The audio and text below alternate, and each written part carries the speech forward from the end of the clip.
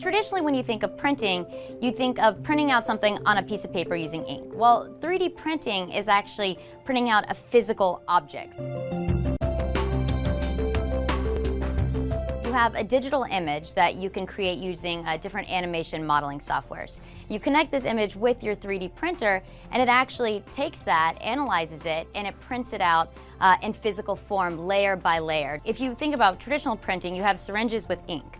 With 3D printing, you can have syringes filled with all different types of liquid consistencies. So this could be plastic, this could be rubber. Some more advanced ones are using metals.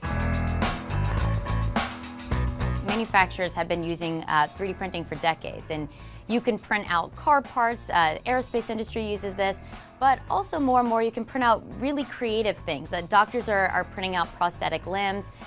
You can now print out organs. We spoke to a fashion designer who was able to actually 3D print sunglasses that he put on his models for fashion weeks.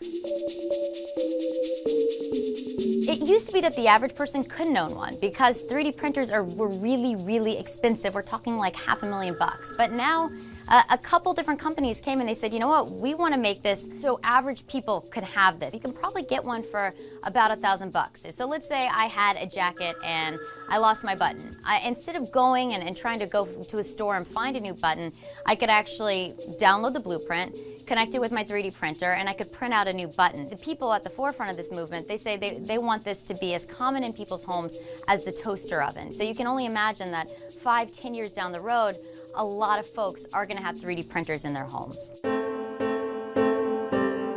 Well, in short, you can't fully print a gun on a 3D printer, but you can print parts of a gun. The idea that this technology is out there and it could be used to print weaponry to do this kind of stuff, you know, it shouldn't be terrifying, but it is happening, and it's the kind of thing that lawmakers need to understand the technology, not shy away from it, and know that this is coming down the pipeline.